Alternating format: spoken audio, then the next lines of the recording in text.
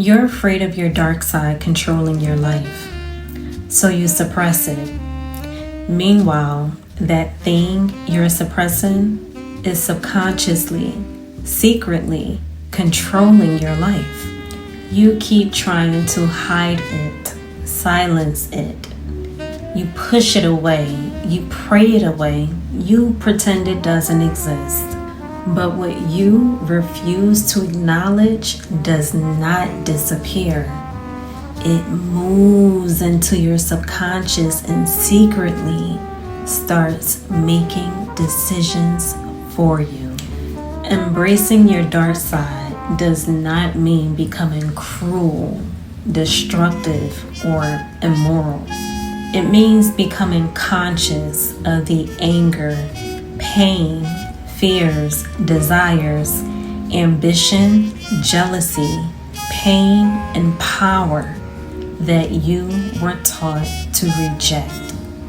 You cannot master what you refuse to meet. Here are 3 reasons you need to stop fighting your dark side and begin the process of integration.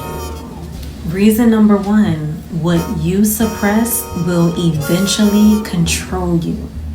The emotions that you bury, they don't die. They don't go away. They sit and they wait. They wait for the perfect moment to boil up to the surface. The anger you refuse to acknowledge becomes resentment.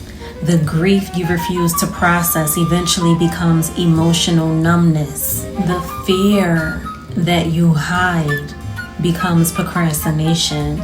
The needs that you deny become unhealthy attachments. And the longer you suppress these emotions, the more power you give to the stronghold, the more powerfully they can influence your subconscious behavior. You may consciously say, I'm over it. It doesn't mean anything. I don't feel anything. But your actions reveal that your nervous system is still living inside it. You may believe that you are choosing your relationships, but subconsciously, the abandoned part of you may be choosing people who are repeatedly recreating that same wound. Because we don't attract what we want. We attract who and what we are. You may believe that you are protecting your peace when in all actuality you are avoiding the conversation needed for you to reclaim your power. Your shadow does not always appear as obvious darkness. Sometimes it appears as self-sabotage, people-pleasing, perfectionism, emotional overreactions, unexplained jealousy, or accepting less than you deserve. As you begin to notice what triggers you, you can stop asking, what is wrong with me? And begin to ask yourself, what part of me is asking to be heard? Your triggers are not always your enemies. Sometimes they are messengers carrying information, asking you what parts of yourself have been ignored. Reason number 2, your dark side contains power that you are conditioned to fear. Your dark side literally is that missing piece of you, that thing that you're seeking so badly, that you're looking for others to fulfill, to reveal, to provide. That thing that you are rejecting, that you are suppressing, that you are hiding is literally the thing that you need to feel whole. The shadow does not contain pain alone. it also contains confidence, sensuality, ambition. It contains discernment, your voice, your ability to say no, and your ability to walk away without explaining yourself. Many people have been rewarded for being agreeable, quiet, forgiving, endlessly available, and easy to control. And so they pushed their fierceness into the shadows where dreams go to die. They were taught that boundaries were selfish, that confidence meant arrogance, that anger was unspiritual, and that desire was dangerous. The truth is that anger reveals where boundaries were violated. Jealousy can reveal an unacknowledged desire, and fear can reveal a lack of preparation, while ambition can reveal a desire for the life that you secretly believe you are capable of creating. The goal is not to obey every emotion. The goal is to understand the intelligence contained within them. Once you integrate your darkness, you no longer have to secretly resent the people around you because you are performing goodness when you really want it to be bad. Once you integrate your darkness, you no longer have to perform goodness while secretly resenting everyone around you. You can just be your honest self. What a concept. An honest person is much harder to manipulate than a person who is desperate to appear good. Reason number 3, wholeness makes you spiritually and emotionally stronger. So embrace the integration because it is a thrill. You cannot become whole while rejecting half of yourself. When you divide yourself into good and bad, you create an internal war. And that leads to sickness. One part of you wants to speak, the other demands silence. One part of you wants more. The other wants to make you believe that it is ungrateful for you to desire more. One part of you knows that it is time to leave.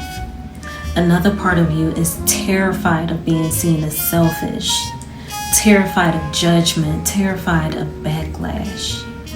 That internal division drains your energy. It is literally like a portal, a whirlpool just sucking on your life force. Ugh. But the moment you can observe your darkness without immediately judging it, something changes, something shifts within you. You stop being possessed by unconscious reactions because you can finally see them coming. You can finally slow the moment down before you respond. You can feel anger without becoming destructive. You can recognize jealousy without becoming malicious. You can acknowledge desire without allowing it to destroy your judgment. You can access your power without becoming abusive. That is true integration. That is true emotional mastery. That is true spiritual maturity. The strongest person is not the person without darkness. It is the person who is aware of what lives inside of them and has developed the discipline to direct it.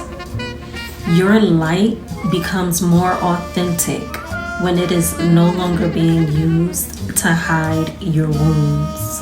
Your compassion becomes stronger because it is supported by strong boundaries. Your forgiveness becomes intentional because it is no longer rooted in fear. And your peace, that motherfucker right there, becomes powerful, truly powerful, because it is no longer passive. Your dark side is not asking you to become evil. It's asking you to become honest with yourself first and foremost. It's asking you to recover the strength, truth, desire, pain, and potential that you buried in order to feel accepted. So stop fighting the part of yourself that is trying to reveal what still needs to be healed. Turn toward it, listen to it, understand it. Then teach it how to serve the person that you are becoming. And remember, what remains unconscious controls you, and what becomes conscious can be transformed. Comment, I choose wholeness, if you are ready to stop running from yourself. Save this video for the next time you feel triggered, and subscribe to Spiritual Awakening with Shania Love for more videos on shadow work, emotional mastery, the subconscious mind, spiritual awakening, and reclaiming your motherfucking power.